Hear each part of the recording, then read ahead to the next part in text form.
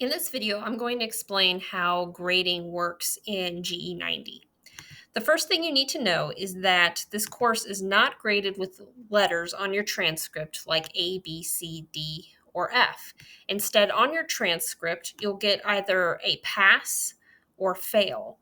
So, how do you get a passing grade in the course? You need to get at least a 70% in the grade book by the end of the course.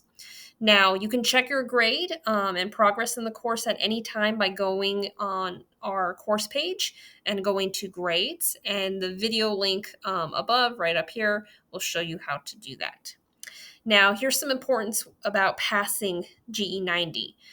You want to pass so that you'll be able to enroll in English 120, which is the next writing course.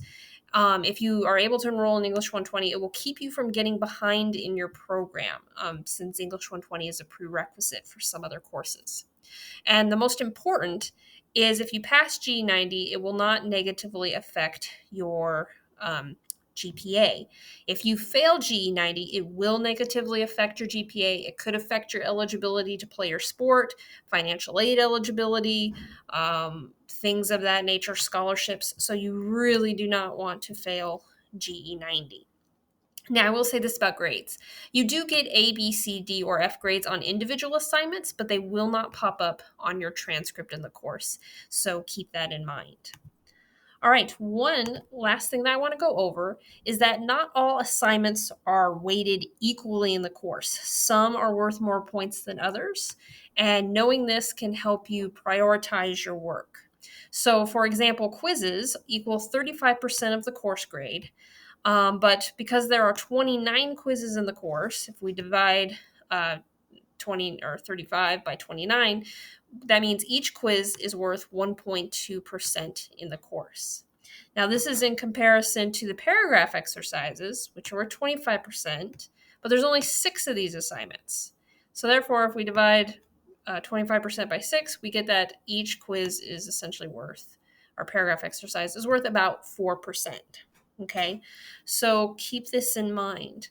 And then at the end of the course, we have the grit essay, which is worth the largest portion for an individual assignment at 10%. Now, what does this mean? So, in a week where we're focusing on grammar, so that's the Sutton and Fisher textbook, you have about 4 quizzes each week out of that book. So, 4 times 1.2% would be 4.8% plus the class session for that week, means that the entire week is worth 5.7% on average. For a week when we're reading our grit textbook, you're going to have a paragraph exercise at 4%, a reading question at 2%, and a class session at close to 1%, meaning the whole that whole week is worth about 7%. So the weeks when we read our grit textbook are usually going to be worth a bit more than the weeks when we're doing grammar. Okay, so keep this in mind. If you miss 2 weeks of work, that means you're going to miss about 13%. Okay, so we have about 6 plus 7, that's about 13. That's about a whole letter or course grade, and that's a big drop. So make sure that you stay on top of doing your coursework and don't get too far behind. And if at any point you do get behind, please reach out to me and I'll be happy to help you.